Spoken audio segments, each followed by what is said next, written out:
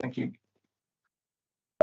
Good evening and welcome to this meeting of South Oxfordshire District Council Cabinet. My name is David Ruane. I'm the leader of the council and I'll be chairing the meeting. Steve, would you like to take a roll call of people here and online? Thank you, Chair. I'll read out Cabinet members' names in alphabetical order if you could confirm that you're either in the meeting or joining remotely. So, Councillor Peter Barker. Present in the room. Thank you. Councillor Robin Bennett. Present in the room. Thank you. Councillor Sue Cooper. Present in the room.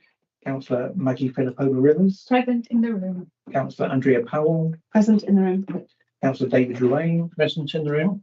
Councillor Anne-Marie Simpson. Present in the room. And Councillor Freddie Van Mierlo.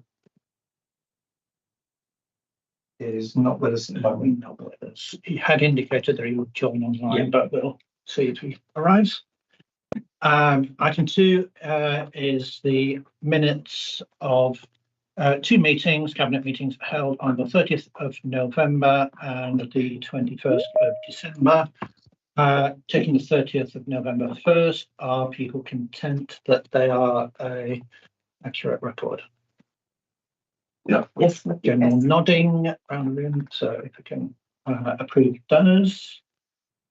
And on the 21st of December, are people content?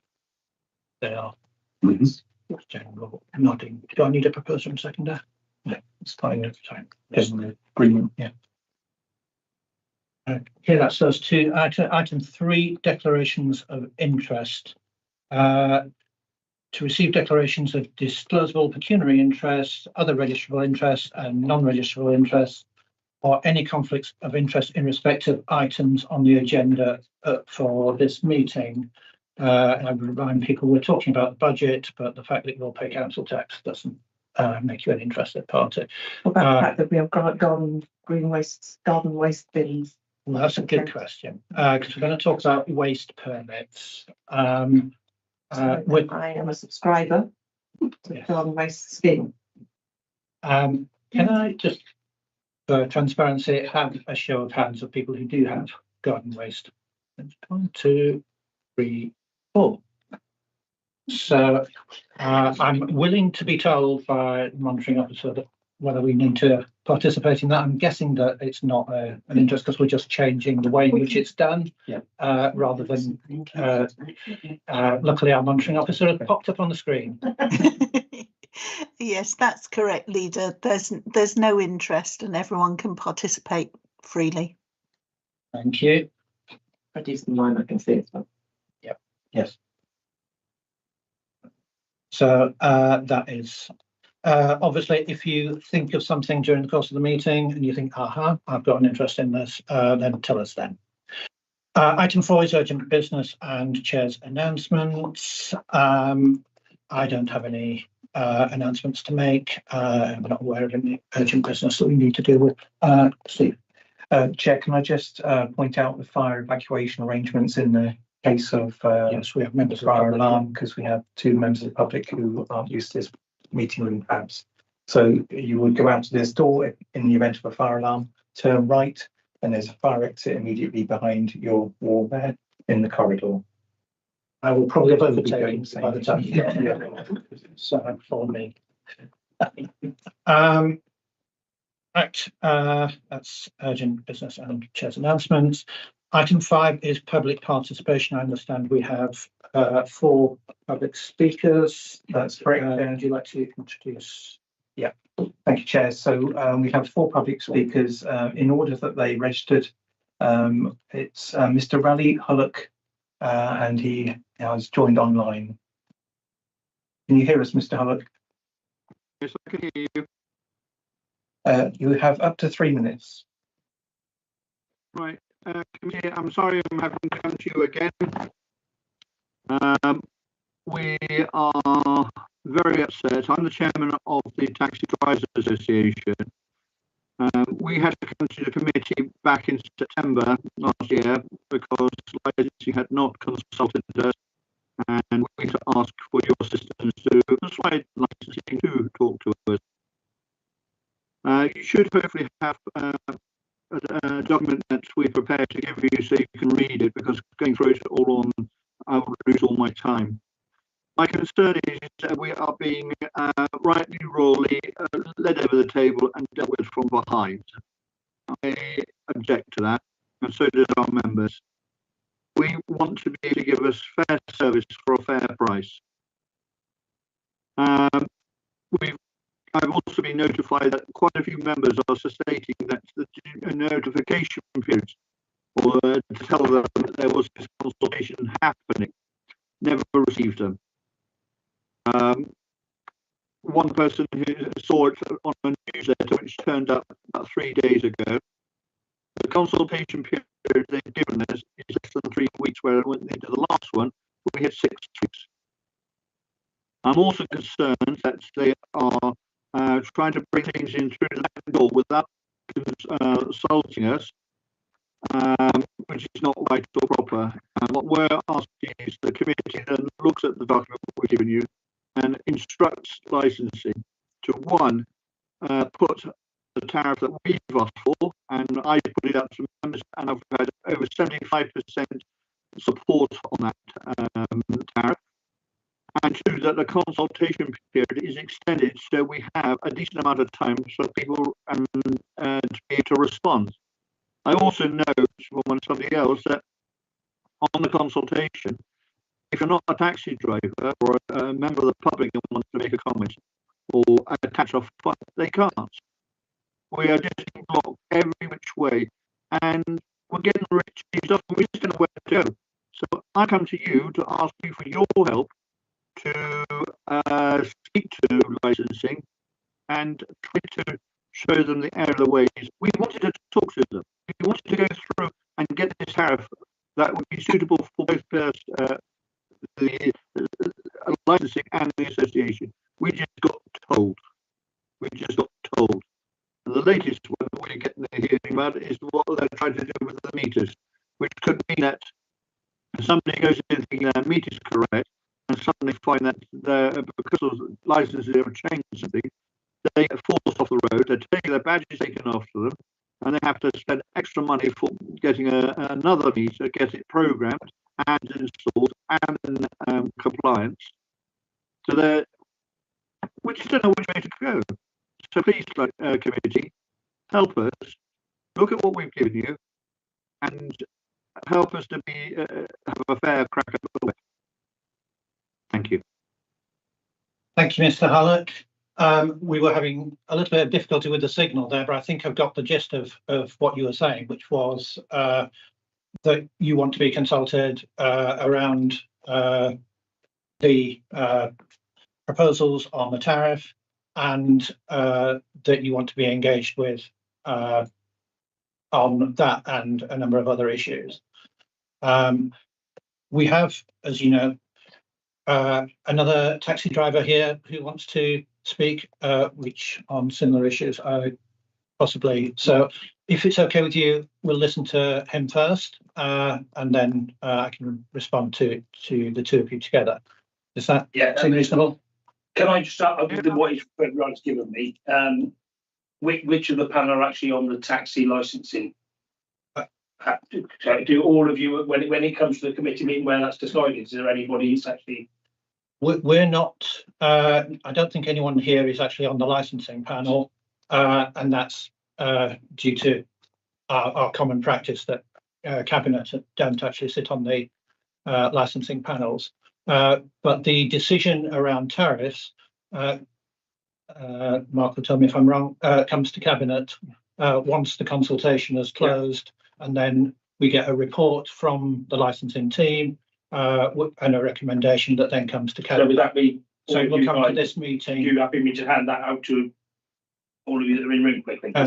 Yeah. I believe you should leave with. Well, if you want to leave them with Stephen, we'll. How many have we got? Yeah. So we're going to get some more tomorrow. How many have we got? 1, 2, 3. Cabinet members, 2, 7, 4, 5, 6, 7. There are usually 8 of us. There's one, and if you leave any spare copies for. Hopefully, probably got 10. I've got bits and more. I've got tomorrow to the avail. So Thank you. Okay. Yeah, thanks. So, Cabinet, this is Mr. Atherton, who has registered to speak on the taxi tariff. Mr. Atherton, 3 minutes. Hello, yeah, thank you for seeing me. Again, I don't know if any of you were in the previous cabinet meetings that we've attended. Apologies if we're droning on about the same thing, but what Riley was trying to get through to you, it's in there that basically we've been shafted by the licence department 18 months ago. Apparently 17.5% over 10 years was enough of an increase for us to earn a living. We've now found out lots more. So they've come back to us. We asked the committee, and the committee instructed them in September 22 to come back in January of 2023. We are doing it now, well over a year late. More increases in inflation since then. And the council have now come back and suggested a tariff, which is exactly what we asked for 18 months ago, which we were refused. So they've done nothing. They haven't. The numbers they're working off of, they won't give us the numbers that they put in to work out the cost of living. But apparently it's cheaper to live in South Oxford than it is into Guildford, which the Guildford model is what we've tried to base on. So you're South Oxford. So I'm fairly confident Henley-on-Thames in South Oxford is not cheaper to live than Guildford. It is the most expensive property pretty much outside of London. So there's no way they can tell us that we're 50 pence a mile less than Guildford. And those figures add up. Some of the figures they've used is literally purely inflation. Inflation doesn't work in our case. The cost of a vehicle that we run for 6 and 8 seaters have gone up by more than 100% in the last 3 years. The standard cars have gone up by at least 50%. Fuel is still 50% higher than it was in 2014 when we got the last increase before this one. So those figures of standard inflation don't apply to our trade. So that's just as a trade. Me, as a business operator, I'm not in the south, I'm in the Vale. Since we were given that increase to 17.5% in October 22, the government kindly gave all my staff a 9.8% pay rise in April last year. And they've now instructed me to give them another 9.6% pay rise in April this year. I cannot survive as an employer when the council district, the Vale licensing, then don't allow me to increase my prices to the public because we can't have the public paying too much for a taxi. I am running that close to being out of business after 25 years. 1974, we started down with my father, 25 years with myself. I can't survive. I am being priced out by the fact that I cannot charge the public the increased costs that come onto me that I, as as an employer, the government make me do it. I don't have a choice, and the council licence team are not listening to us. And what they've come up with is nothing short of a disgrace. The consultation, I've spoken to double figures of people already who have not received the email for the consultation. So they don't even know the consultation's going on unless they speak to another member in the trade. So that can't be right. It can't be fair. 19 days of consultation about what we get to earn and whether we get to stay in business isn't acceptable. The things that come out to us, the changes in taxi policy, we're not consulted on those. All of my fleet, you'll all be in with this because councils are, I invested in new vehicles, always have done. I run hybrid vehicles. All of my vehicles, with the exception of one on my fleet, all meet the low emission standards set by the council. 18 months ago, they removed the discount. Every one of my licence fees went up by 278%. And the council licensing team said, no, they've not gone up.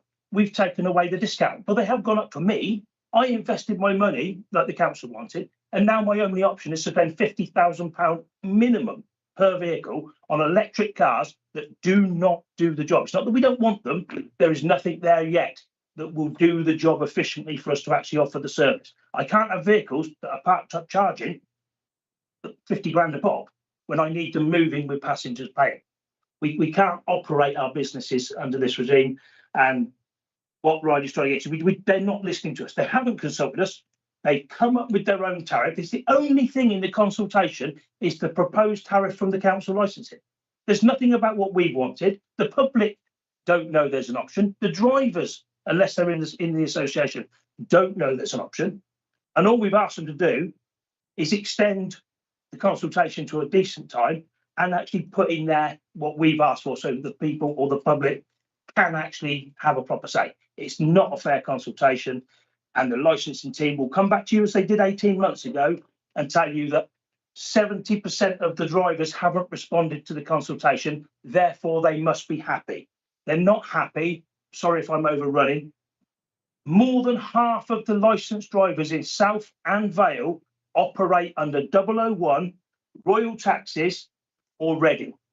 They're not even operating in our area. They're not operating on our tariff. So they won't respond because they don't need to, because they're not charging our rate. Go Green 18 months ago told you, the council, not yourselves, but told the council, you don't get to tell me what I charge my customers. Their entire fleet is now private hire. No Hackney carriages whatsoever. Go Green do not have a Hackney carriage vehicle. That means they can charge whatever they want. I don't like to aim at other businesses, but they are charging the public obscene numbers because the public can't get. And I told the panel 18 months ago, what you've just done, trying to stop the public from being ripped off, you have just created the opposite. I've got customers being quoted £30 by Go Green to come to Abingdon and do a job that cost £8 in one of my cars. And what we asked for as a trade would have still come in at under £10 because they're charging from Didcot because they can. And the customer's saying there are no taxes. We can't employ people because we can't afford to. We can't convince people to come into the trade because you can't earn any money again. We've gone back 20 years. You've got to work 100 hours a week if you want to earn a decent living as a taxi driver. And that is being now, that whole scenario is being taken by people like Go Green and saying to the public, well, you can wait 2 hours for a taxi in Abingdon or we'll come and get you, but it's 30 quid. And £85 on New Year's Eve to go from Farringdon to Wantage. Pay up front, non-refundable. And that was at 8 o'clock, not after midnight. That's a £35 to £40 taxi journey. But that doesn't come under Hackney Carriage. The public are being robbed because we can't charge them enough money to put enough taxis out on the street to actually give the service. Thanks. Hopefully all that's in there. Not all of that is in account. We can't get all of that. That's just a timeline of what the council. And the recording of what you said will be available to the team. You said that as you know, there's a consultation out, which you'll be urging your members to respond to. Can I ask how many members your association has? Riley, and you still here? We have an excess of 100 and it's growing. Is that across both South and Vale, or is that just South? South and Vale together. We're one. Right, okay. And you presumably have communicated with all your members. We have worked very hard to try and get the message out to as many people as possible. In your view, because I'm looking at the timetable, this is due to come back to Cabinet. As you know, it's not on the agenda for tonight. No. It's on our forward plan for April, the April Cabinet meeting. So clearly we need to take the consultation and officers need time to put together a recommendation for that meeting for it to go through the various committees. So we can't extend it very much further. Before I talk to the head of service tomorrow, in your view, when would be a reasonable time to extend the consultation to?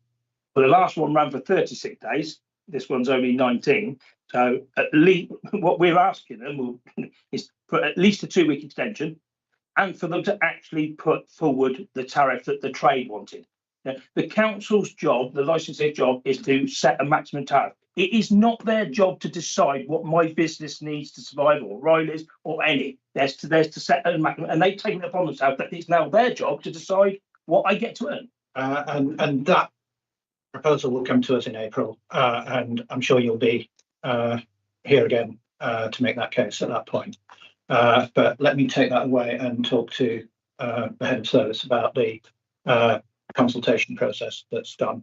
I'm sorry, I can't. We've got a really long agenda. I can't extend this. All I can say is please read that document that we've given you.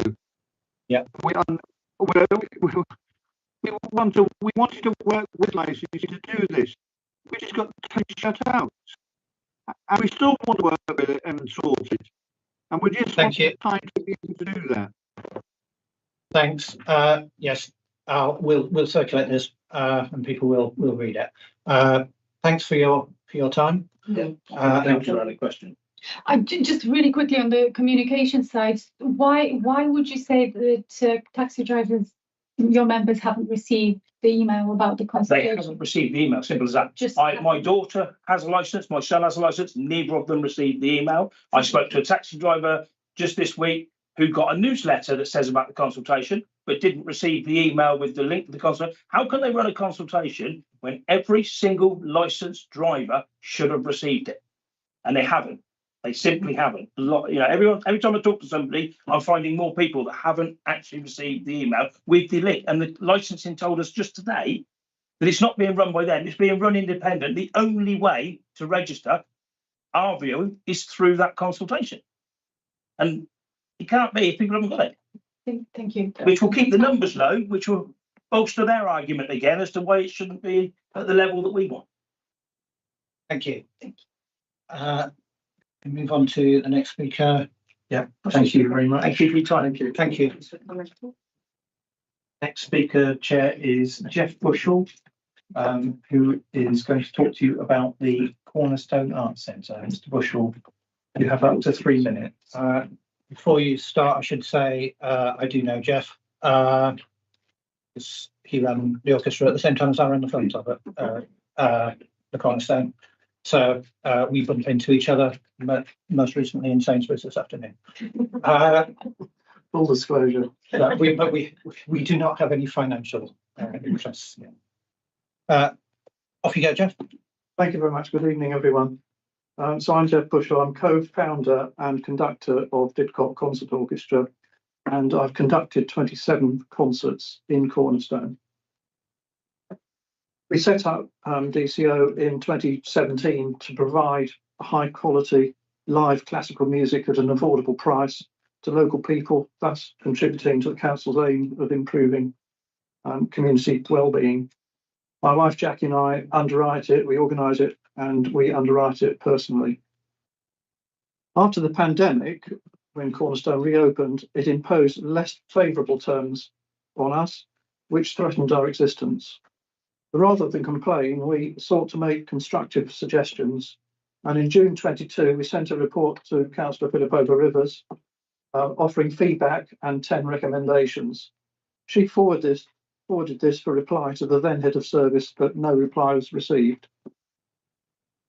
We also participated in the Local Government Association peer review as a Cornerstone user and resubmitted our report at their request. Still no reply. As we fear that our feedback has now been overlooked after 20 months, we'd like confirmation that some of the things in it will be taken into account by officers who are preparing the detail of the action plan objectives, which are in tonight's Cabinet report about Cornerstone. Let me highlight in slightly more detail 2 of our concerns, 2 of the 10.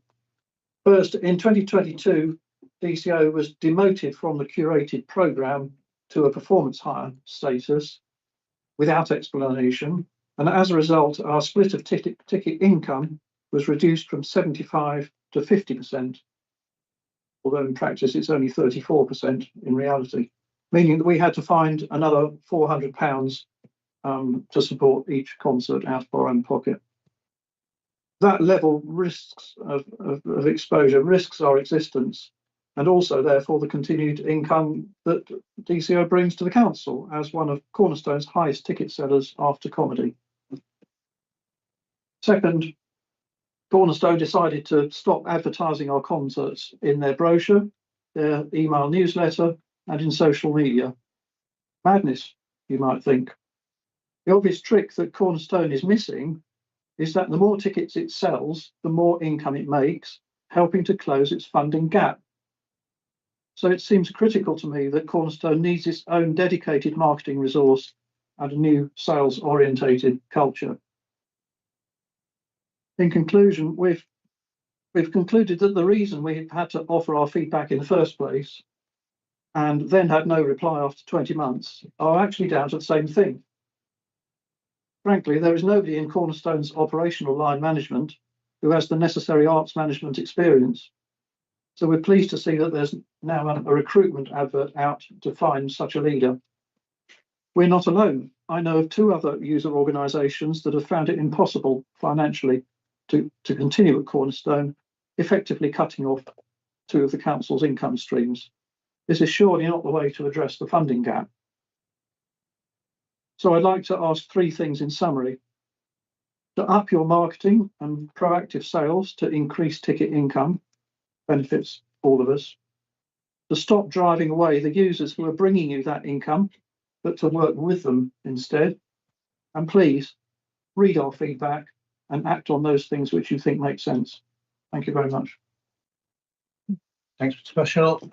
Maggie, have you got a question? Oh, no, I wanted to respond. If you- yeah.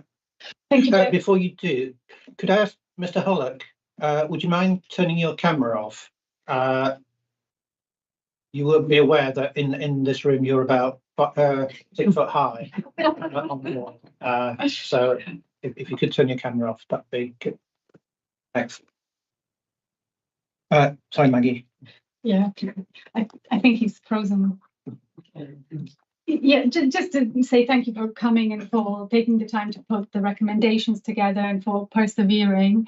I have so much sympathy with what you're saying. Obviously, marketing is very big part of the new action plan. I don't think you'll find anybody that disagrees with that. In terms of hires, I personally don't see a reason why they should be treated any differently in terms of marketing, and David and I have had long conversations about this. In terms of the delay in responding, I can only apologise. We have had staffing changes, and the person that you're referring to is no longer with the council.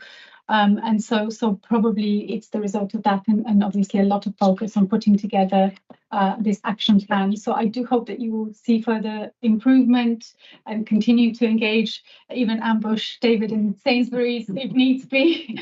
Poundland before. Or Poundland. But I hope that with this action plan, some of the things you have highlighted, even in your broader recommendations research, are also reflected in that action plan. So we do thank you, and there will be an opportunity for more community engagement as part of the action plan. So as it's fine-tuned, and there will be an operational plan that then sits underneath that has a lot of details. So I do hope that you will continue to contribute to that. Thank you. I'll be very happy to. Thanks for your time. And no further questions. Thank you. Thank you very much. Thank you. Thank you, Chair. Yep. So our next speaker is Mr. John Salmons. Mr. Salmons is joining us online. Mr. Salmons, you have up to 3 minutes. Good evening, councillors. You'll have to forgive me for the lack of video this evening as I'm dialed in off my phone. But I have a question for the Leader of the Council this evening. Tonight, you're going to consider the budget, including updates to the capital programme, which covers spend on several major property developments. And as a resident impacted by a couple of these developments, I'm increasingly concerned about how little the leadership of this council seems to know about the progress of these developments. Last night at the Didcot Town Council Planning Committee, the leader of this council seemed to be unaware the council had submitted a planning application for its proposed new office at Didcot Gateway. He claims the development was at the pre-application stage, that the application hadn't gone in yet. And when corrected by the Town Council's planning officer, he stated he must have missed the meeting where the Town Council considered the application. But I was there, and I can assure him he was there too. He chaired the meeting in question. And it's not just the leader. At the council meeting in December, the cabinet member for finance and property assets also seemed oblivious to the office planning application.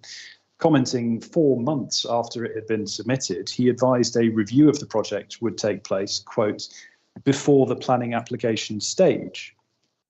But my question is not about the office. It is, of course, about the council's new grounds maintenance hub, another property development for which the budget this evening proposes to allocate additional capital spend. At the last cabinet meeting, I asked the leader if he had any empathy for residents impacted by the ongoing uncertainty over the council's intentions in relation to this scheme. He seemed to think by withdrawing the application, the council had done everything it could to allay residents' concerns. Perhaps, like the office planning application, he has forgotten that his council went on to make numerous statements in the months after the application was withdrawn, expressing its intent to press ahead with this scandalous scheme despite unanimous public opposition. At scrutiny last week, the cabinet member for finance and property assets seemed to imply there was neither a plan nor that any decisions had been made in relation to this scheme. quite incredible when it's almost a year to the day since the last application was withdrawn, and the council only has a few months left on the permission for its temporary depot. Could the leader of the council clarify if it is indeed the case that his council is proposing to allocate additional capital spend to a property development scheme with no plan and for which it has not even decided on a location? Thank you. Okay, there are two particular questions there. One around the planning process. I have deliberately distanced myself from the planning application that's going through for the gateway, and so it's not unusual that I wouldn't have know exactly where it is in the stage of the planning process. Had it come to my recollection is that I would not have chaired a meeting with Gateway on the agenda, or certainly wouldn't have chaired that item. It's not surprising that I forget which applications I've actually seen in a meeting, because I attend so many of those. With regard to the budget and the depot, I believe you asked a similar question at scrutiny, and the Cabinet Member for Finance gave a explanation during the course of the budget discussion, which is that we set aside, not unusual for us to set aside money in the budget for a scheme which as yet is uncertain in terms of location. We wouldn't be able to go ahead and progress the search for a site and any other ancillary needs that we had to do in order to purchase a site if we hadn't set aside money in the budget. So perfectly normal process for us to set aside money in a budget for something which isn't yet determined. Okay. Thank you, Mr. Salmons. That's the end of the public speakers, Chair. Thank you. If we move on to item 6, which is recommendations and updates from other committees. If I can say, rather than us go through those now, we'll introduce them with the items that they relate to. And you'll notice that the format has changed slightly, in that before we just took the recommendations from the committees. Now we've increased the period of time between the scrutiny committee and cabinet, so that we could get officers' responses to those, so we can consider both the recommendation from the committee in light of the recommendations from officers, or the responses from officers, which seems a sensible way of doing it. So we go to item 7, which is introduction of garden waste permit scheme. Do you want to introduce it first, and then we'll look at the recommendations? So, Sue, is it you that's... Yes, I guess so. I think everybody is aware of the problems that we have with the current scheme for signing off and keeping people on track with paying for their garden bins. At the moment, people are allowed to pay by direct debit, but they can come at any time during the month, and some people have bins and more than 1 month, and keeping track of that. We also need a better system, custom-related system, so that when we have problems with collecting brown bins, we can let people know. This was one of the big problems during COVID that we encountered. So we need to do something. Now, to be perfectly honest, this is not the ideal scheme coming up that's in this report, in my view, but it's a good step forward. So, I hope we can support this. I did have a lot of sympathy with the points put forward by the scrutiny committee, and you'll have seen the comments that they made. The one that everybody has agreed is that we will guarantee a minimum number of 20 collections per year, which is what we do at the moment. we aim to do a lot better than that, but at least there's that minimum guarantee, which has always been and will continue for the new scheme, so that's fine. The more problematic one is the ability to pay by direct debit. The proposed scheme, and it's very sensible in theory, is that everybody will pay in February or March, ready for April the 1st, which is a good idea.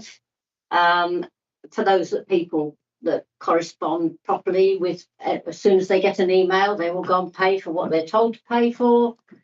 There's a good number of other people who don't read them emails in the first place, or don't get around to doing it because they think they will do it sometime, and sometimes does occur and sometimes doesn't occur. So I think it would make life a lot easier, and we would keep more customers on board if we had a direct debit system, but we can't do that under the present arrangements. So, and given that we need to reset everything anyway from the appropriate April 1st, which I think is in 2025. So we've got a transition scheme in place, which is sensible and hopefully will be, widely publicised. And I believe there's a good comms plan in place to do that. So that's all good. So I would recommend that we go along with the recommendations here, but I would very much like to keep under review the ability to pay by direct debit in future. If people aren't very good at paying during February and March as they're supposed to, I mean, if everybody plays, that's fine. We don't need to do anything about direct debits. But we'll see. Perhaps I'm underrating the ability of people in South Oxfordshire to pay when they're told to. And one other related point really is this business of having a charge up front for when you have a new bin.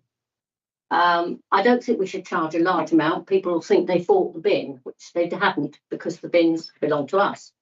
So, we want to make it clear that this is a registration fee, if you like, because if we don't have that and people don't pay in time for the following year, in theory, we've got to go around collecting up all the bins that haven't been paid for. Now, I think that's actually quite a difficult thing to do. And I can't see how, in the first couple of weeks in April, even if we give them, 2-3 goes before we do anything, it will be actually physically very difficult to go and collect up all the empty bins. So I think people will play along and hope that it continues to get empty like it does. But again, I'm happy to try, see if it works. If it doesn't, I think we should look again at making a charge up front. So if we have had to go and collect the bin, and then they decide they would like it, and a month later they say, right, I'll sign up again.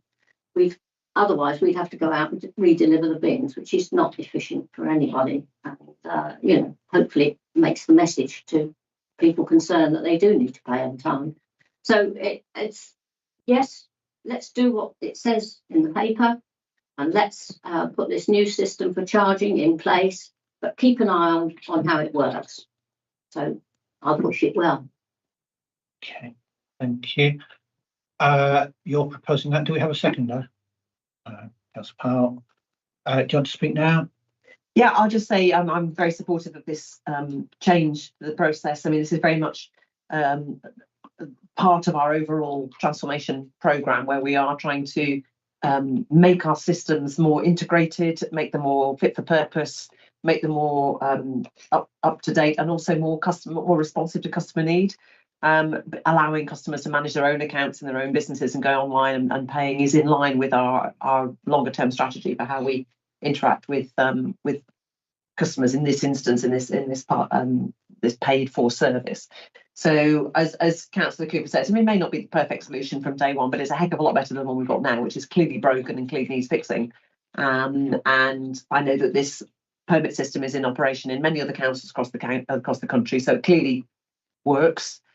We have to make it work for our customers, and I think it is definitely the right way forward. Thank you.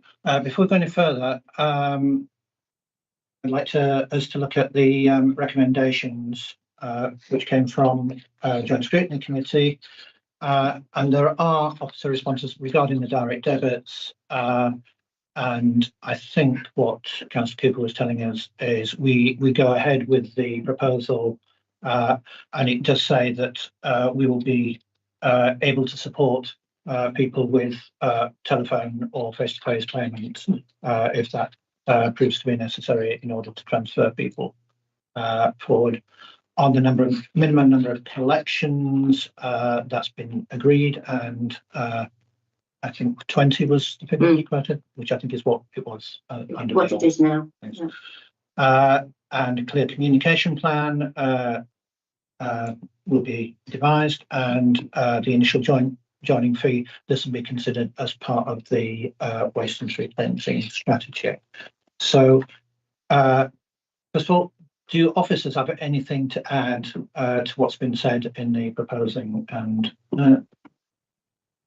if not, then we'll move into first of all questions. Chair, just on the last scrutiny recommendation, the final point there about bin microchipping. I missed that discussion, so I don't know exactly what that was. I'm sure it's I don't really want to be honest, but should we have responded to that? If that's one scrutiny's comments, do we need to respond to that? I'm happy to respond to it now. No, we're not going to put microchips and bins. We discussed it with members. I think I would say I think it's well worth looking at, whether we do it now or sometime in the future, because the theory is if you've got a microchip in there, the van that comes to collect the stuff will be able to tell whether somebody's paid, because it will be recorded on part of the microchip. And they're very much cheaper to put in when they're new than when you try retrofitting them. So I think some councils have been trying that, and people get worried about Big Brother watching what they're putting in their bins, you see. So it hasn't gone well. No, I think it's not at the moment. Rather than having it down. Paul, your hand was up briefly. If it's on anything other than chipping bins, would you like to say anything? If it was on chipping bins, I'm going to rule you out. Thank you. I very rarely get to play the dictator. But is there anyone else with questions, or we're moving to debate? Debate. Yeah, I do think that we should support this. I also have a lot of sympathy with the direct debit point, because if I was to have garden waste, I would be literally the first person to forget to buy the permit, because life is so chaotic. And I do think we need to think about that. Obviously, I think if we have monthly direct debits, that would just cause the same chaos that we do have in terms of the backlog that officers have to deal with. So if it was a year or twice a year or whatever it is, I think that could work to minimize the workload, etc. But I appreciate it. We wouldn't want to delay this, but hopefully we could explore it in the future.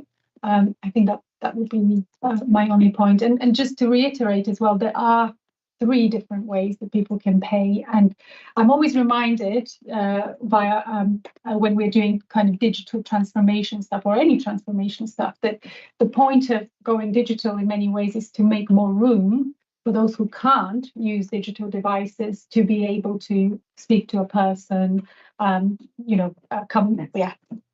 I think it's an important point to make, that perhaps it will be more accessible for those who can use digital, because so many that can will switch to that.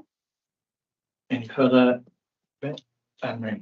Yeah, I'm just taking on board the fact that it says if Cabinet wishes, the officer recommend Cabinet wishes to retain direct debit payment option, the project need to be paused and reviewed. And I think what we agree is we don't want to pause and review. And this is I guess very much the officers doing the work day to day, so it's quite operational that we're talking about. So I take that on board, and I would just like to go ahead with adopting it. If I could add to it, having worked in an organisation that collects direct debits, adopt a bear scheme. Royal Society of Protection of Animals. Every month, people think that if you sign up to a direct debit, it just keeps going. Every month I used to get at least a sheet of A4 of direct debits that had bounced in one way or another, either because people had closed their account or because they'd gone overdrawn or cancelled it without telling us that they cancelled it. And the amount of work that has to be done in trying to rectify that is far more than you would think. You think that you set up a direct debit and it just all flows smoothly. It really doesn't. Okay, Sue, do you want to conclude? I think everybody's made sensible points about this, and I think we all agree we want to get on with doing something, and what's on the table is what we've got to do. But that doesn't mean to say we can't keep things under review for the future. Okay, thank you. Can I see those in favour of the recommendations? Anyone against? I think that was unanimous. Thank you. Item 8, Cornerstone Arts Centre. Councillor Philip Rivers. Did you want me to introduce first and then we'll go through the recommendations? Yeah, if you could. First. Right, yes. So the purpose of the report is so that we as Cabinet can endorse the action plan which is contained in Appendix 6. Our scrutiny committee, and David will read the recommendations, had a really good go at it. And the recommendations were carefully considered. Luckily, quite a lot of them were already part of the action plan, but probably with slightly different wording or a little bit higher level than the detail that was being suggested.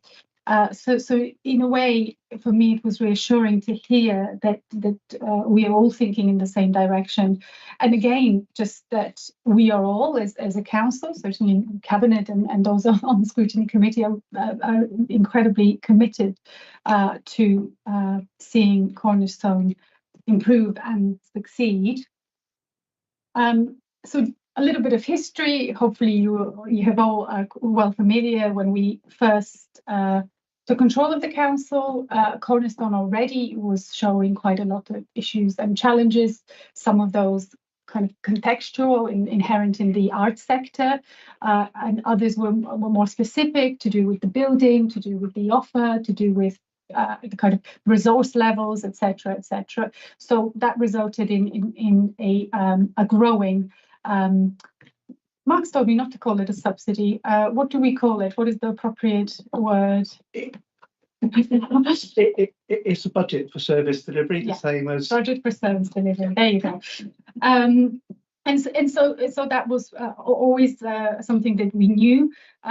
Probably should say as well that had we not taken control of the council, the word on the block is that Cornerstone may not have continued to be. That is not how we have approached this. We have certainly our commitment to Cornerstone has been unwavering. And so following taking control of the council, I think there has been quite a lot of conversation around what to do, how to generate improvements in terms of income generation, etc.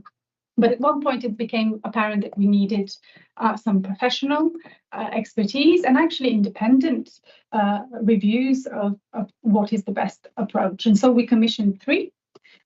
These are in appendix and confidential. So if as a confidential item, if you want to discuss these, we can go into a confidential session. But I have to say, more or less all of the actions that you see in the plan actually come from these 3 reviews.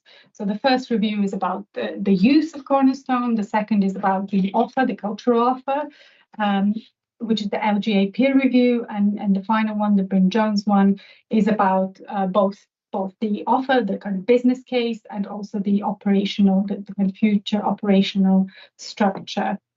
Now, there's issues with some of these reports, some kind of wrong financial assumptions, which made officers feel a little bit unsure as to whether they would give us the best, the information we needed to make a decision about the future the future operational structure of Cornerstone. However, in those there are, as I said, quite a lot of recommendations. Some of them are the same across all three, which is also reassuring to hear. And they have literally been plucked out of there, yeah, and are now in the action plan. So just some general remarks in terms of the action plan. The time frame for delivery is tight. It's 18 months. The plan is ambitious. We have added everything that has been recommended, really seeking to leave no stone unturned. The action is to hold ourselves as a council, both officers and members, to account for delivery, because there have been significant delays in terms of this transformation piece, shall we say. So it is really important to have a kind of a monitoring tool. The plan recognises the need for specialist skills, which obviously our public speaker has already mentioned, There's specialist skills such as fundraising, marketing, management, etc. Arts management specifically. We do already have, and I need to say this, some really excellent officers. I don't know if we have, oh yeah, Carol is there, working in Cornerstone, but it is true to say that there is need for more investment in terms of resource. So I want to thank you, Carol, for everything that you do, and your colleagues as well. And finally, just to say that the point of this action plan is to optimise. The sector is really suffering following COVID as well. There's, art centres, museums, whatever, shutting all over the place. But we have really bucked the trend in a sense, both in terms of commitment, but, Cornerstone remains open and in service, which is a good thing. Hopefully there will be further recovery in terms of people coming back.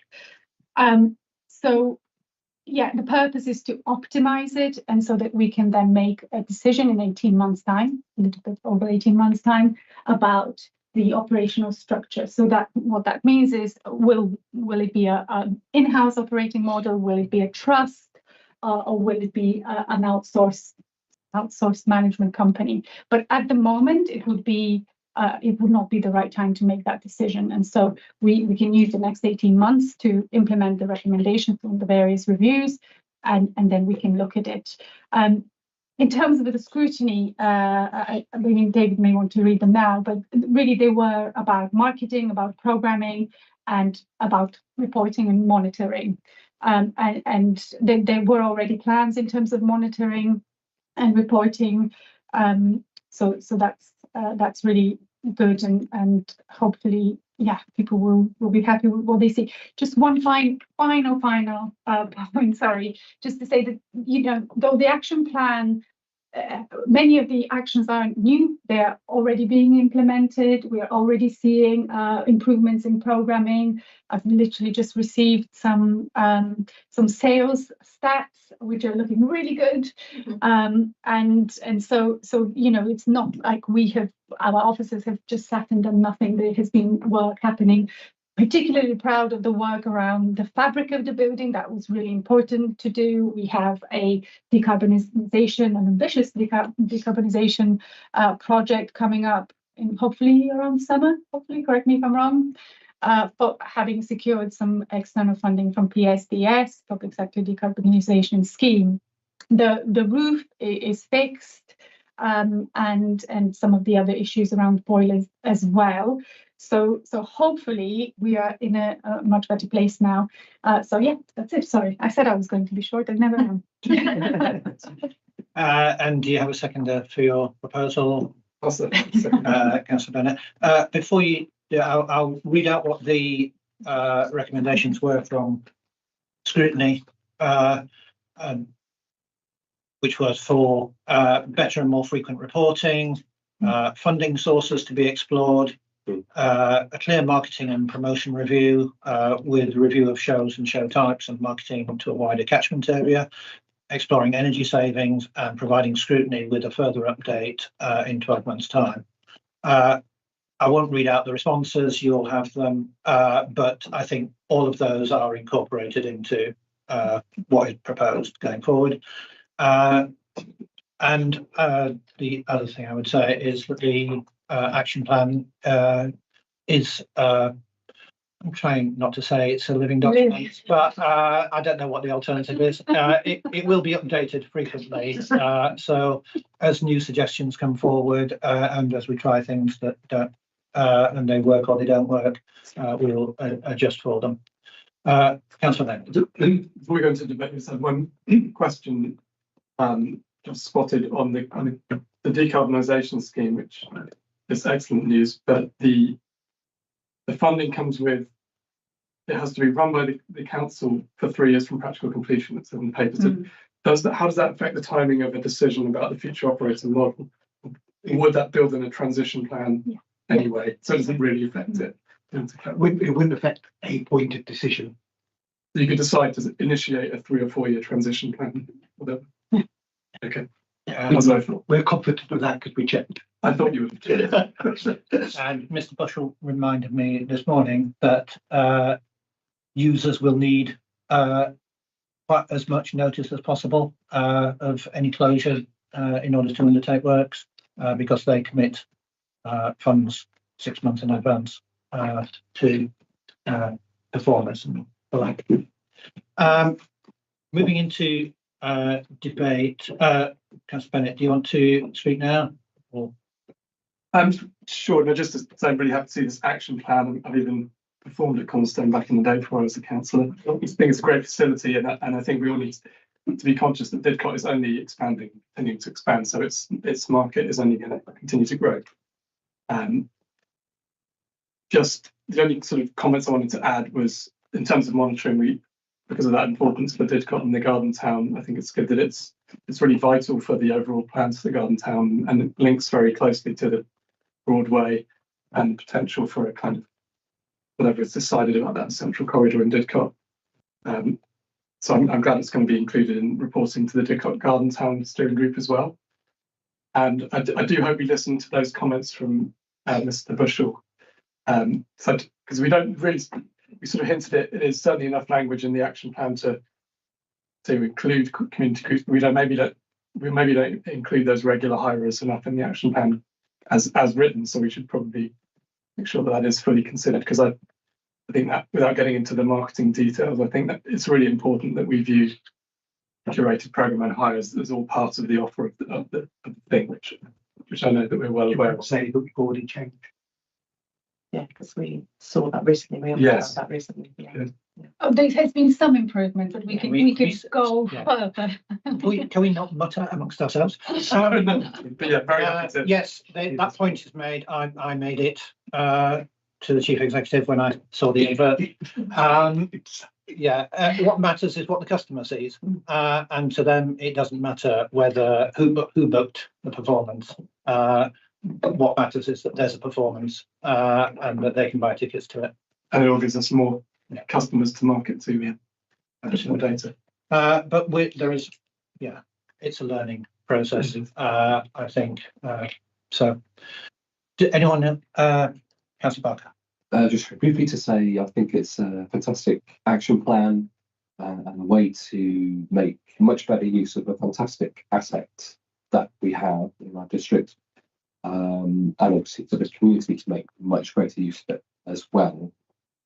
It was on the radio in the car on the way here at Cornerstone, so it's an item that has significant public interest as well. So very pleased to see this report coming. I think Councillor from Purple Rivers might be on the radio tomorrow. On Monday. Right, yeah. Councillor Simpson. Yeah. Those of you who know me know I like things like bar charts and colours, and so I was drawn to paragraph 26, and I was looking back at 2015-16, and I thought, I wonder what inflation, if I applied inflation to that, what would happen? And actually what happened was I realised officers certainly have not sat and done nothing, because actually if you look at it in real terms, there have been quite significant cost savings by the time we get to 24-25. So I just want to put that good news story out there. Yes, Powell. Yeah, actually, I'm glad Councillor Bennett mentioned performing, because I suddenly remember that I performed at the Cornerstone as well once upon a time.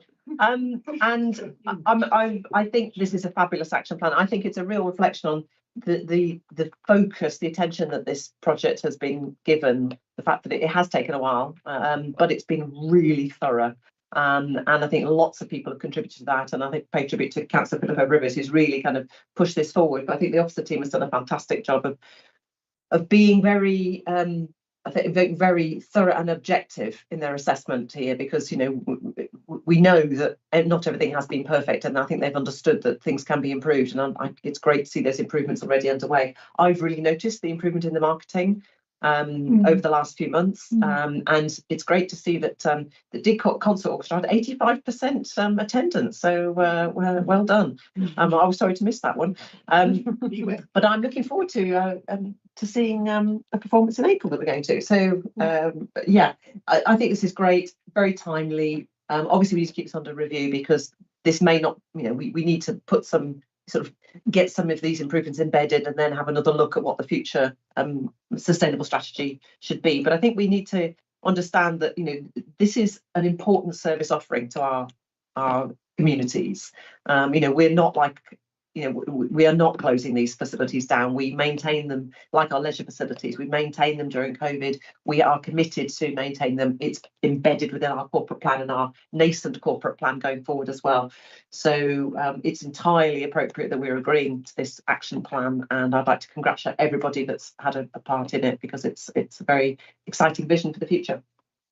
Okay, I'm going to bring this to a close. Do you want to sum up? Very quickly, just massive thanks to everyone who has managed to get through the 300 or so pages of the Cornerstone report. That includes scrutiny as well, and again, officers for being incredibly thorough, and for really collaborative, working with members as well as we chart the future direction. So fingers crossed. Let's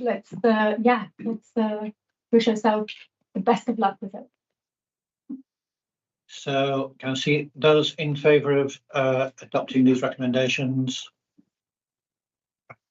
Everyone, so that's unanimous. Thank you. Back to my agenda. I think we move on to the Peter Paul here now. So item 9, Treasury Management. Next year. Thank you, David. Very briefly, this is the mid-year monitoring report for Treasury Management. This one goes back to Q2, so finished early September 2023. Looks at the first 6 months of this financial year.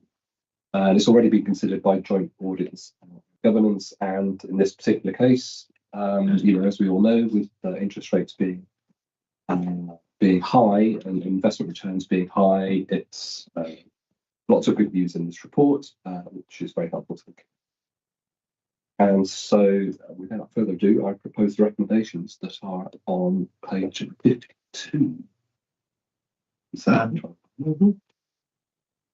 If you'd like someone to do that, and wait, do we have a second down? Yeah. I'll read out what the Joint Audit and Governance Committee said, which was that the committees were satisfied that the Treasury activities have been carried out in accordance with the Treasury Management Strategy and Policy, and recommend Cabinet to recommend this to Council. That Council approves this report. Would you like to speak, Councillor Powell? No, I'm happy that it's being scrutinised appropriately and looking good. Any questions? Any debate? In which case, can I see those in favour of noting this? Those recommendations? That's everyone. Thank you. Item 10, Treasury Management and Investment Strategy. Councillor Barker. Thank you. So this is the strategy which we review annually at the time of the budget. So it's coming forward now for our annual meeting next week. Next week. And all councils are required to approve an annual Treasury Management Strategy. And it's the strategy for borrowing, investment strategy, and exciting things like prudential indicators. Happy to talk about all of that more at council, but I won't talk about it too much tonight. The one thing I would like to highlight is that in the strategy this year, apart from the regular updating of the text and so on, and the latest information from Link around the investment environment, economic environment and so on, there is also an additional policy on environmental, social and governance, ESG, a statement around that. And that is something which I think is very welcome.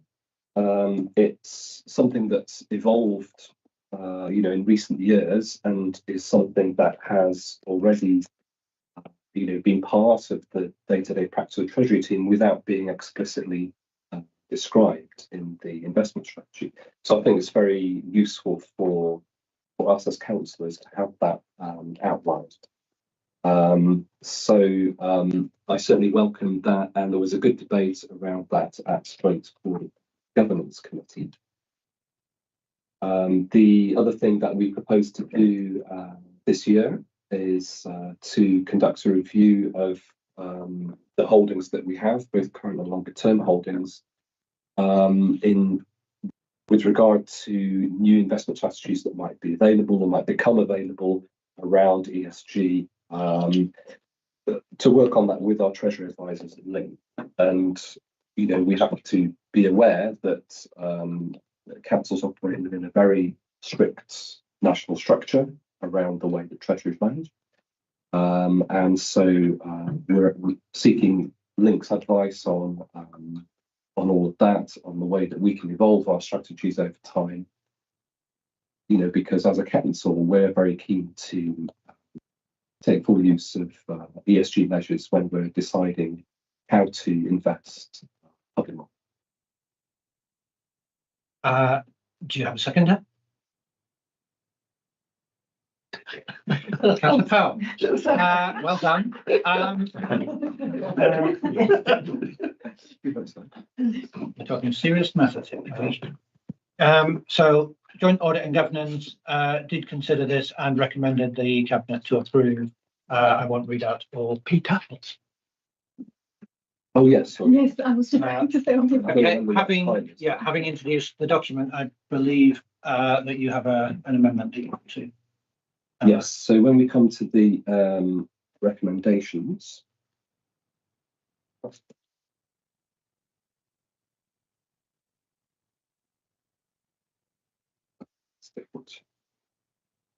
just find the right page. Page 66. So on the recommendations we have currently, the Cabinet considers the comments, which we've just had a look at, that we note the Treasury Management Strategy, the prudential indicator limits, and the annual investment strategy as set out, and notes the ESG policy, which I referred to.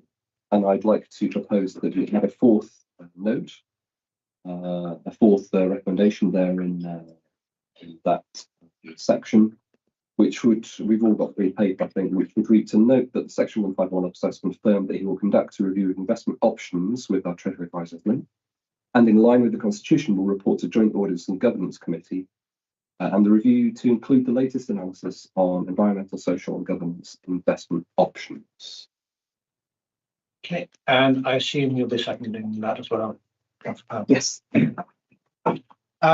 Okay, any questions or items for debate? I'm not seeing any, so can I see those in favour of the amended recommendations? That's everyone. Thank you.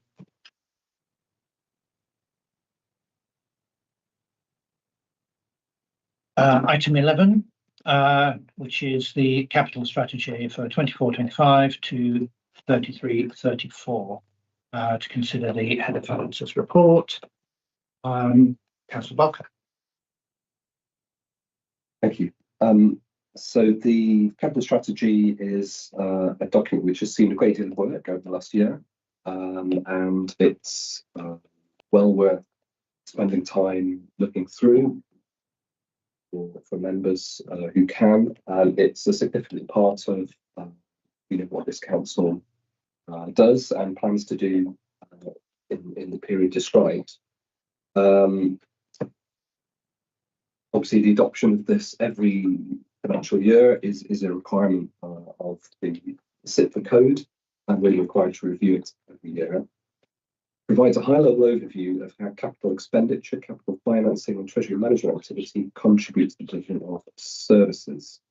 And it also provides an overview of how the associated risk is managed and the implications for the financial sustainability of the council. Now, some key changes to the strategy this year are amendments to the investment strategy, including removal of commercial investment category, which is something that is being done nationally, following various strange decisions some councils have made. And I'm sure you all recognise what's going on there. And there's a small change to a de minimis level 10,000, section 4. There is an annex around the flexible use of capital receipts, and I'd like to call that out because we intend to make use of that particular policy of ours to fund the transformation work, in this case, which is associated with the end of the 5 councils partnership arrangement. So that's an important investment which we're making, which will improve council operations. And so there's explicit permission to use capital receipts to fund transformation work of that kind. So in general, I think that's what I have to say on that at this time. We can take a look at the recommendations on page 3. Yeah, first of all, just to confirm that you have a seconder, Councillor Cooper, and can I point out that on page 2 of the strategy itself, on the contents, there's clearly something gone astray because it says error bookmark not defined on the capital page where it's page references. So if someone could tidy that up before we get to council. It's because we've taken out the commercial investments. Yeah. You delete a page so the reference to the page gets confused. Quite understandable. So would you like to speak, Councillor Cooper, in support? Just briefly to say that I'm really pleased that we took an extra deep look at the capital building programme this year. This previous couple of years we've been looking very carefully at the revenue spending, and it was time, I think, that we looked more closely at capital spending. And I'm hoping that in future we can keep a better handle on timing of things. Often things are quite out of our control, but I do wonder sometimes whether we let things drift. So, I'm very happy to support this. I think it's all very sensible, and we'll wish it well. Okay, thank you. Are there any questions to Councillor Barker or?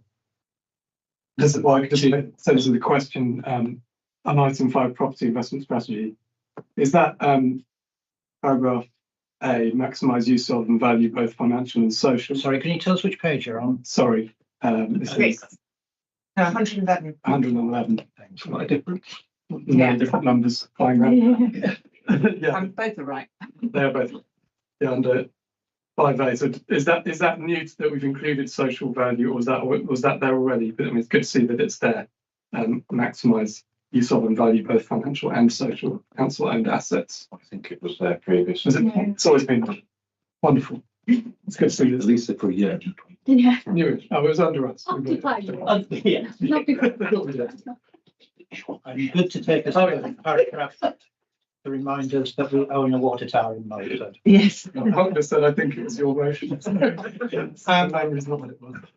Okay. Any more questions, Councillor Powell? Just asking about the change in the de minimis level for capitalisation. Is that an increase or a decrease? We didn't actually, we historically never actually specified one at South, but it's out of kilter with everyone else really, so it's putting one in place. Okay, so it's actually an important change, I think, because a few 10,000s could add up quite a bit in a revenue budget in any given year. So it's useful to see that is now a policy. Yeah. A few 9,999. All adds up. Yeah. Okay. Councillor Barker, do you have anything else to add? Should we? No, the recommendations A and B are in strategy. Recommendations A and B, you've had those proposed and seconded. Can I see those in favour? Everyone, so that's unanimous. Move on to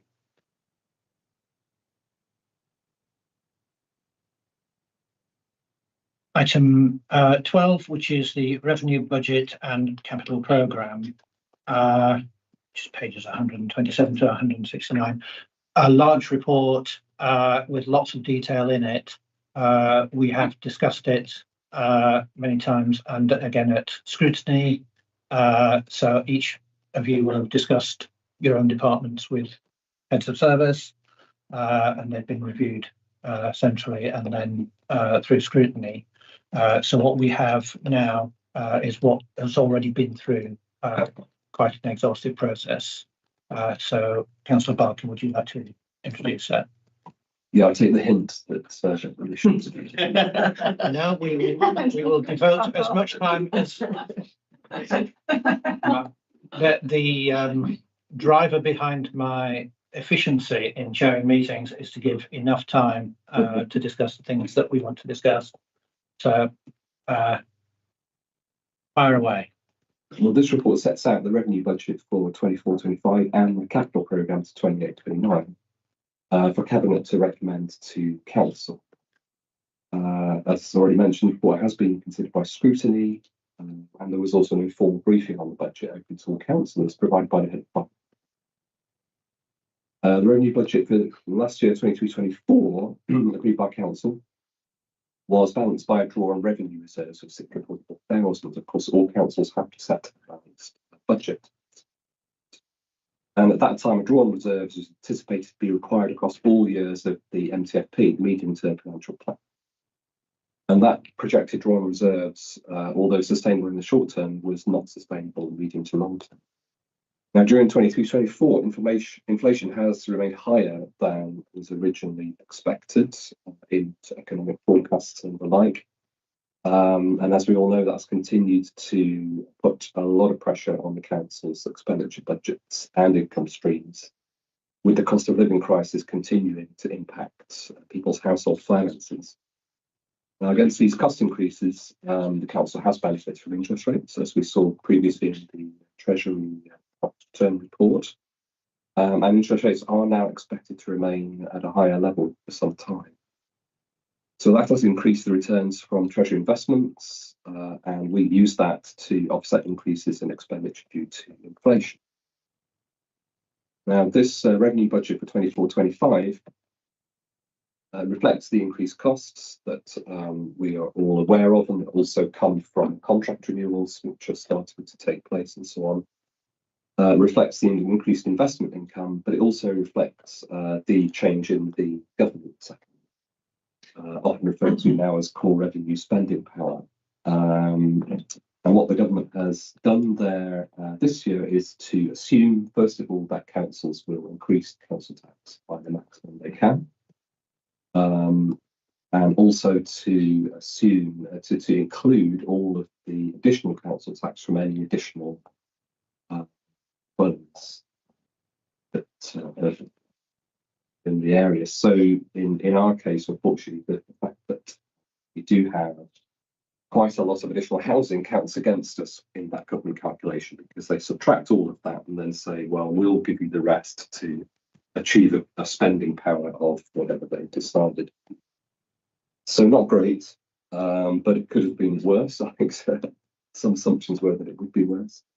And because we didn't have much information from government, beforehand.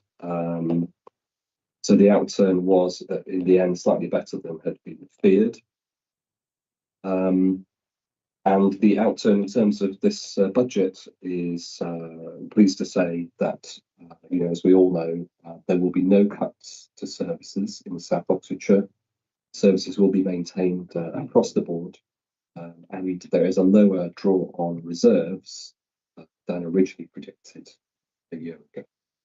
So very good outcome from both points of view. In terms of the MTFP, the 5-year sort of look ahead, there's a lot of uncertainty clearly about future levels of government funding, lots of proposed schemes have come and gone nowhere in terms of government funding.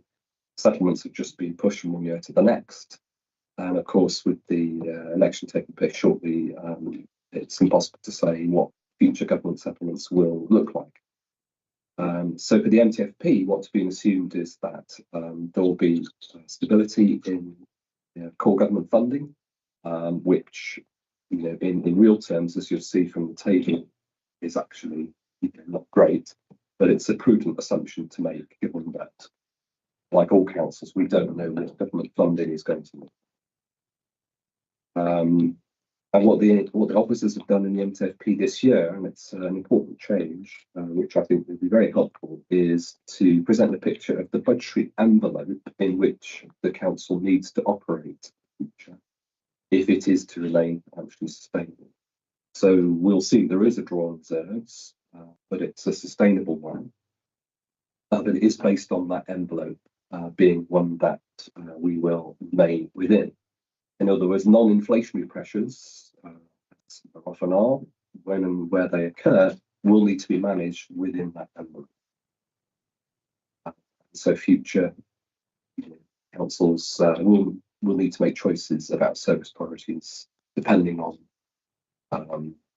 what happens in that time. So I mentioned already there is a draw on reserves across the MTFP period, as there was last year, but it's significantly better than it was. And that's based on two key assumptions: that core revenue spending power is maintained, that's the government funding, and that council expenditure remains within that budgetary envelope. As already mentioned, the report recommends an increase of council tax. The £5 level is where we still are. That's we're not yet at the percentage level, which is the other consideration on a national level for council tax increases, and that makes the total charge for the year for Band D 146.24. In reality, that's an increase of less than 10p per week. For our share of the council tax, as we all know, the district council share of the council tax is now often the lowest component out of 5. With others having gone up far more than ours. Finally, on capital, as we've already mentioned, a very thorough capital budget challenge exercise has taken place over the last 12 months, which has been a really important exercise for the council to undertake. It's given us a much better view of the timing of the capital programme, because it wasn't really spread over time previously, and it's also allowed us to review the status of them.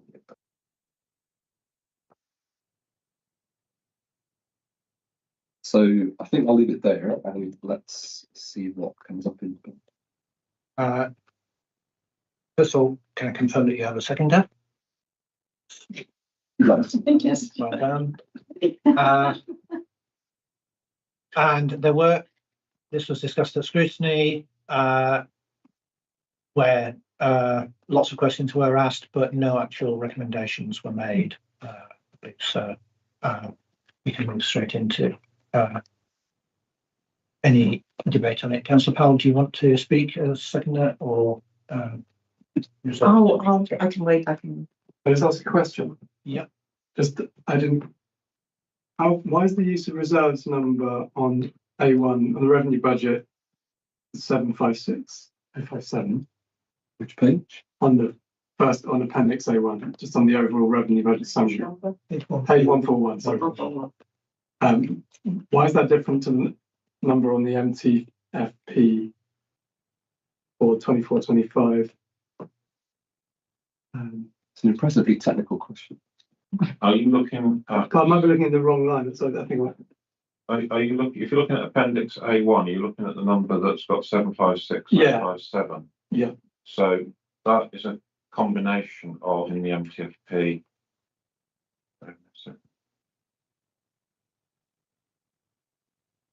Ironically, Appendix A1 is laid out like that in the hope of making it simpler. It's two numbers added together. It's a combination of three numbers added together. On the MTFP, it's row 46, row 47, and row 59 added together. I see. Well simplified.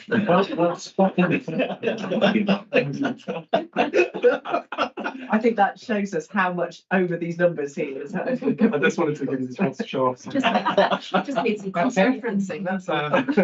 Right, does anyone have any further questions? As I said, we have asked lots of questions around the detail at previous meetings. Does anyone have anything to debate? Anyone have anything to say in debate? Just something else. In which case I'll say something. A budget is not just a pile of numbers, and it's not just a financial thing. It sets aside the resources for us to be able to deliver on our corporate plan. And the primary one, or the overriding part of our corporate plan, was about having sustainable finances, which was not the case 4 years ago. We had a difficult situation, and I'm quite proud of this administration for having tackled it in the way that it has, through very difficult financial environment. So thank you to the officers who've led through that, but also well done to this administration for staying firm on it. And we've been able to deliver this budget without having to make forced cuts. Obviously, there have been savings where we've improved efficiency, but I don't think there is anything that's been taken out of the budget that we wanted to keep in. And we've been able to resource a corporate plan, which I think we can be proud of what's been delivered so far, and can allows us to build on that over the next year. Obviously, we're going to be talking about a future corporate plan later in this meeting, which will mean that we then need to consider whether that impacts on our financial strategy going forward. But in terms of our existing corporate plan, this is a budget which helps us to deliver that, and it does it within the parameters of, let's face it, many local authorities are in far worse financial situations than we are. And every time I read those headlines in the municipal journal, I'm quite pleased it's not us. So I'd like to thank everybody, which is people around this table and lots of people on the screen in front of us and around the organisation who helped put this together. The fact that scrutiny is not making any recommendations, they went into it in lots of detail and not making recommendations other than that we go ahead with this. I think is a testament to the work that's been done. I hope I didn't steal all your thunder there, Councillor Powell, but if you like. Not at all, no. No, I'm very happy to second this, and I think again we had a very thorough discussion at scrutiny, and I think the work that's gone into to producing this very well constructed and balanced budget, as Councillor Barker has said, has been phenomenal. And I think our finance director just demonstrated how in depth his knowledge is of every line of this budget. So I have every confidence that it's been very well put together. I think it is worth commenting. I mean, we pride ourselves on being very efficient, and I know our chief executive is really focused on ensuring value for money as a council, delivery of value for money, but while also maintaining our service levels and our commitment to our communities. And I think we need to make sure that we don't put our staff under unnecessary pressure to focus so much on efficiency that they become overworked, or they become that they have they have too many stresses in their lives, I think, as council officers, because I think they work extraordinarily hard for us. All of our HR statistics bear that out. We are seen as an attractive council, the two councils, attractive councils to work for. We have very low staff turnover, and generally high satisfaction rates when we survey our staff. So, but we mustn't take that for granted, and we must ensure that we give our head of paid service the capacity to deliver what is in our corporate plan, and that we don't focus so much on being cost effective and being super efficient that we end up kind of shooting ourselves in the foot and not spoiling, but damn it, potentially putting at risk the excellent service we get from officers and the excellent service they provide to our communities. So I'd just like to make that point. But other than that, I think this is a fabulous budget, and I think we should be jolly proud of it. And I think it's a very great team effort, and I know how much work has gone into producing it. So I'm very happy to second. Anything in summary, Mr. Barker? Just to mention, as per the recommendations, that we continue to allocate £500,000 to fund the community's capital revenue grant schemes. And I'd also like to highlight our support for the arts, both in terms of ongoing support for Cornerstone and an additional budget that's been set aside this year for the arts in the rest of the district. Worth noting. Thank you. So you have the recommendations in front of you, which are on page 127. And where the recommendations are that the Cabinet recommends this budget to Council, and B, that the Cabinet agrees that the Head of Finance, in consultation with the Cabinet member, make any minor adjustments prior to submission to Council if typos or the like are spotted. Can I see those in favour of those recommendations? That's everyone, so that's carried unanimously.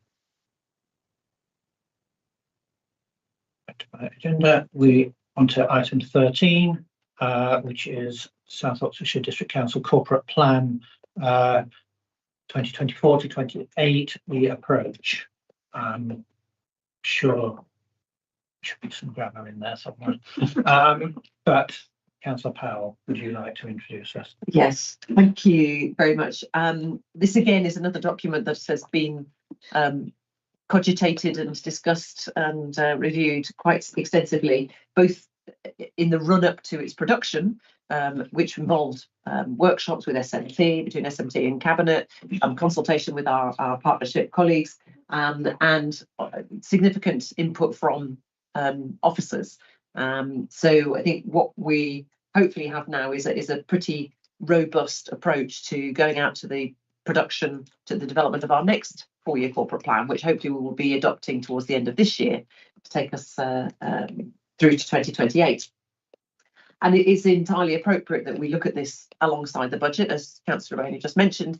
These are two sides of the same coin. We've done the numbers, and now we're looking at the words and the aspirations that have helped us create the numbers that we've just agreed to. So really, I don't think there's an awful lot to be said about this. I had a very thorough discussion at scrutiny. There are some recommendations, which and I think officers have responded. I think we're happy to go ahead with many of the recommendations that have been proposed by scrutiny. Do you want to read those through before we delve in? While you're doing that, I'll just remind everybody what we've got here is a kind of a 3-part paper. We've got the covering out report from officers explaining the approach and explaining how we got here and what the timeline is now for going out to engagement and really aiming to consult very widely or have a conversation, a very in-depth conversation with many parts of our communities. Then you have the descriptions of the proposed themes and some example projects of what might be taken forward over the next 4 years. And then quite a detailed engagement plan that the comms team have put together, remembering that this isn't a statutory consultation. This is very much an engagement. This is a conversation. This is an ongoing discussion and outreach to our various stakeholder groups. So you've got those 3 component parts to consider. Okay, scrutiny committee did look at it. As if I read out what the scrutiny committee's suggestions were, and you can incorporate how we address them in something that necessary. So the first one was slight changes in language were suggested. I have to say I worry a little bit, particularly in the climate field, about using today's language because tomorrow it'll be something else. I know we talked about global warming, then climate change, then climate emergency, and various others in between. So I am wary about using today's particular language, but he does say suggesting a jargon buster, which I think is good. Chair, there's on that one, in the officer comment below, which suggests renaming the theme climate adaptation and nature recovery, I would strongly oppose that. I don't think that'd be the right, because adaptation is only one half of the theme. Yeah. It's also mitigation. Shall we come to that? Voluntary, yeah, I'm not sure how you're approaching it, but I wouldn't support that. Yes. The second one was engagement should consider, again, one of these phrases which we don't use anymore, hard to reach groups. But considering how we should consult with lesser heard groups, looking at our communication channels. The third one is to draft an overarching vision to crystallise the values of the plan. The next was the council's procurement strategy should align with principles and values in the corporate plan. The next is there should be fairness on housing relating to theme 4 and equal access to services and infrastructure. The next one, consider business support and amplifying that in the plan. And next is how do we engage with the visitor economy in the plan? And then we get support engagement with younger people and future generations. And then a timetable for lessons learned from the joint local plan engagement process.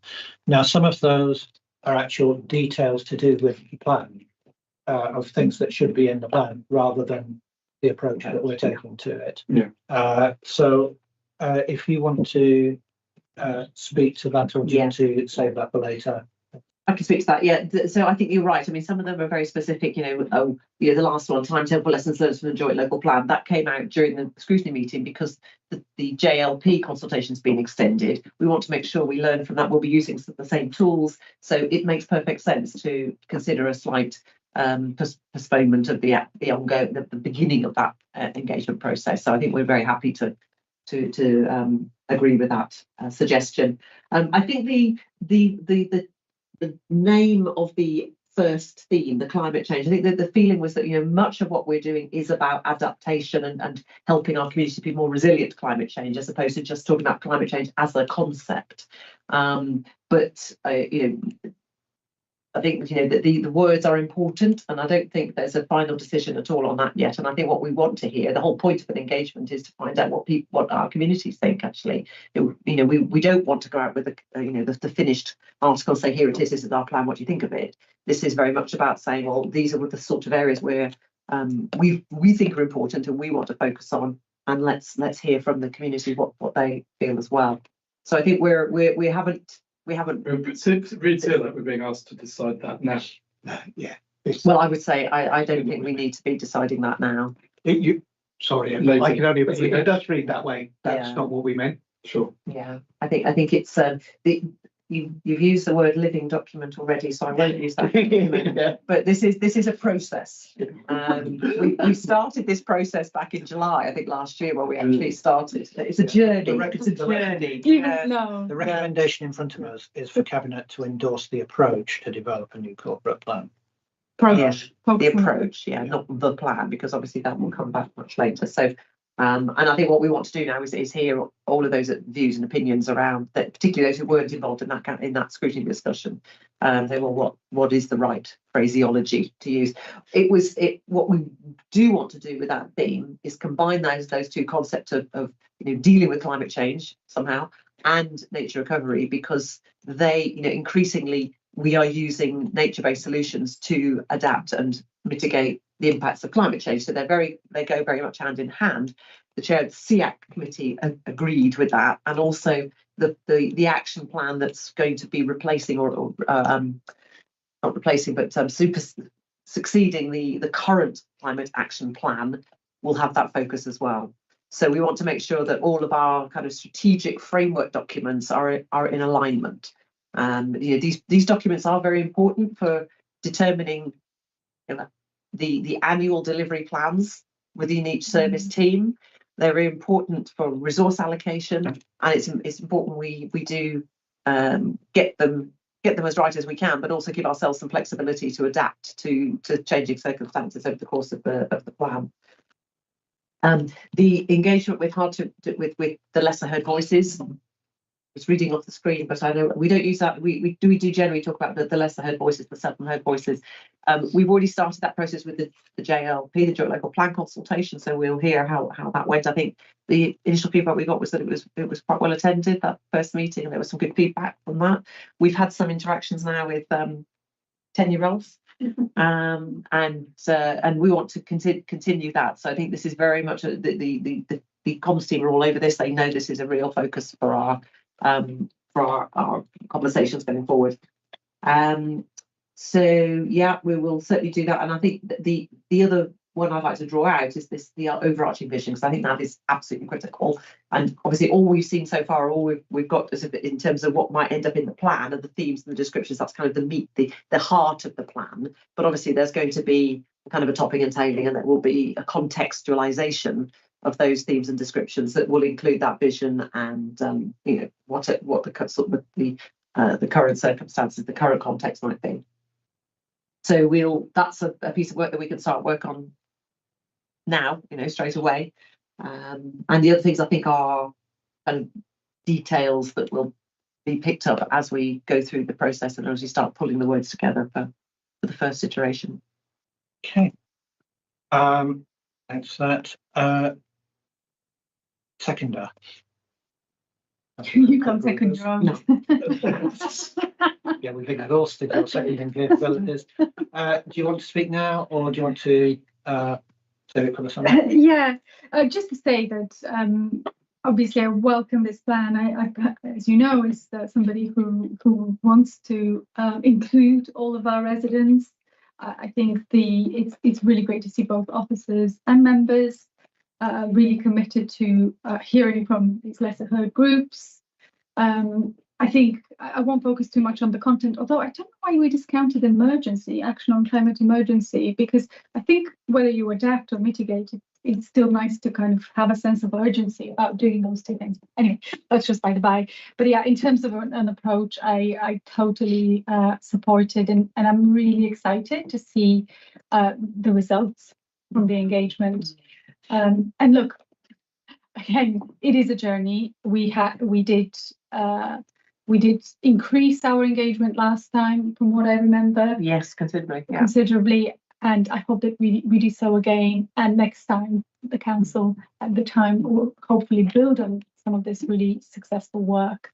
I know from JLP there's a lot of excitement around doing engagement differently, and I think it's not just to tick a box. It's because we want people to have ownership of this council, to feel part of it, to be able to shape policy, direction.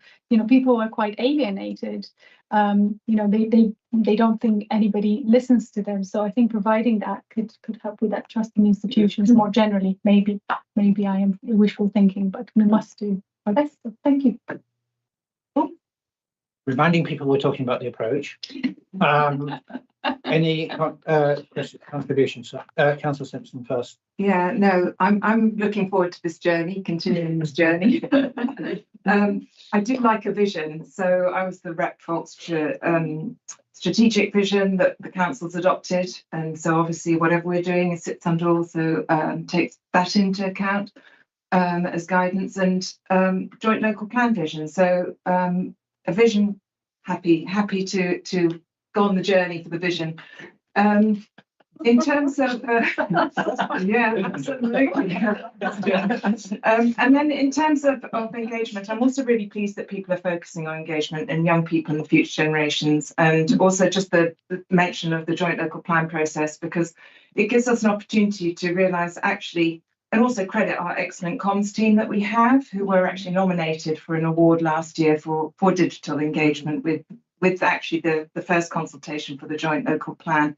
And very much there, we're already reaching out to young people. So again, building on what we know already and contacting other groups and building on that, I think it's going to be exciting. Councillor Bennett. Yeah, I'm also very supportive of of including a vision. Like, I'm guessing you'll probably clarify and summing up, but is that going to be done before the consultation or afterwards? And I think some of the comments about business and the visitor economy, I know people are commenting on specific projects listed, and we tried to make the Thriving Communities theme quite broad. So perhaps we omitted including a business line in the examples. But the reality is that we're doing both of the things that are recommended by scrutiny already. We're already in a huge visitor economy study, doing loads of business support on a number of levels with the Shared Prosperity Fund and the Rural England Prosperity Fund, huge, probably more than we've ever done. So maybe we should mention that in a line, just so people don't think that we're not doing anything, because we're doing loads of things, and clearly scrutiny hadn't quite realised that. So it might be, I don't know if we're tweaking the submission document at all, but it might be. Oh yes, no. Before it goes out, but it might be worth just having a line mentioning those things we're doing, because just I don't want people to think we're not doing them, because we've got an amazing and rather brilliant teams as the economic development team. And overall very happy with the proposed themes.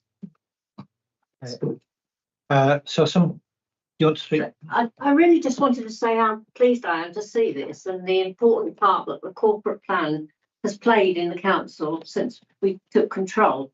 I've been around a long time as a councillor, and I can't ever remember the corporate plan driving the way the council works so much as it has in the recent past. And I expect our officers will nod at that, because it really has driven the way our teams work, obviously finances and everything. And it is obviously an important document, and so therefore it is also very important that we bring as many people from our population as we can along with us, and make them all feel included as though it was part of their life, which it is. And they might as well have a say in it to make it work for them and for their neighbours and everybody else.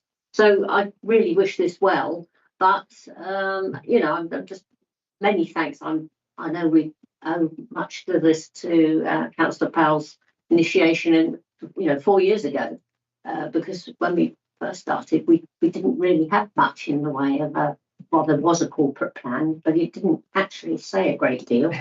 And it certainly wasn't particularly good guidance for anybody on how the council might operate. So it's been well worthwhile. We can learn from what went well and what needs improvement, and that's what we ought to do. And this shows every sign of doing so. So, yes, consult widely. Okay. Thank you.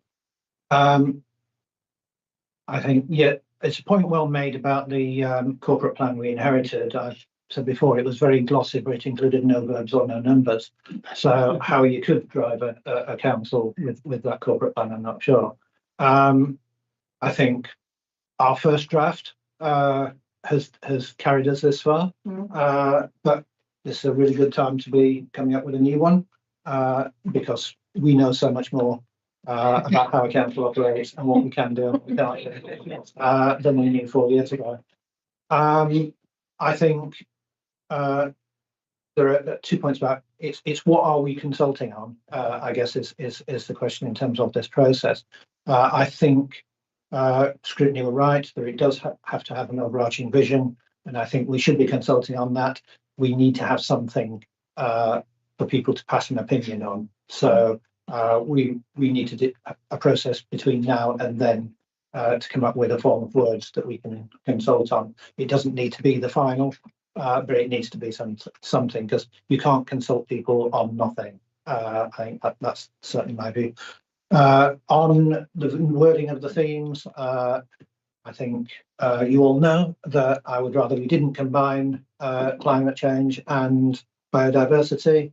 I don't think that not all biodiversity action is to do with climate change, and not all climate change action is to do with biodiversity. And I worry that we lose the elements of our climate change activities which are about people rather than plants. There's lots of behaviour change that we need to promote in order to promote action on climate change, and I think that gets lost if you lump it together with biodiversity. But I've already paid my golden ticket tonight on the bins, checking out the bins. So I'm fully expecting to be overruled on that, but that is ahead. I think, has everyone spoken who wants to speak? If not, we'll go back. Councillor Rivers, do you want to? I've spoken. You did yours. So do you want to do any summing up, Councillor Powell? Yeah. No, thanks. And I think good points, well made. And I think we're not finessing a final document tonight. So there's time to hear what our communities say. I mean, I think the point about the two themes, that was a suggestion that came back from officers. It aligned well with what was being thought about in other parts of the operation. Maybe our communities will think like you and agree that there's a first time for everything. You never know. So let's see. I think we try to get the balance. I don't think you can go out and consult it with a blank sheet of paper, or you get to talk about it with a blank sheet. But equally, we need to demonstrate this is a meaningful engagement exercise. And we've heard what scrutiny were recommending, and that was a very constructive debate, and happy to make some adjustments as in line with those recommendations. So I think there's still plenty of opportunity for wordsmithing and finessing. I think we do. You're right. Having worked on strategic plans for many years and visions and the like, you can spend £1 million and put employ expensive consultants to come up with visions, or you could do something that is quite sort of pithy and to the point, and go out and test it, market test it, and see what sort of feedback you get. And I think we want to, I'm not suggesting we're going to spend £1 million. I'm not suggesting we're going to do something without really giving it some thought. We will. I agree. I think we do need to have that sort of that bigger picture, to set the scene. Because how can you go? You can't go into a conversation with any group really unless you're able to do that contextualization. So yeah, but I think we've got time because we were planning to start the consultation, the discussions in sort of early to mid-March. Might want to push that back now that we've got proper time to really digest the feedback from the joint local plan consultation. So we will work on that and watch this space. But thank you for your support and thank you for everybody's input so far. Doesn't end here. Journey start. Oh no. So the recommendation in front of us is for Cabinet to endorse the approach to develop a new corporate plan for 24 to 28. Can I see those in favour doing that? That's everyone. So keep all that. And items 14 and 15, I think. We didn't feel the need to discuss the appendices, so we don't need to go into private session. So that concludes our business. Steve sometimes puts things on the other page, on the next page. But he hasn't this time. So we're finished. Thank you. Could you confirm, please, when the live stream is finished? Yeah, please, Bertie, if you confirm when the live stream is off.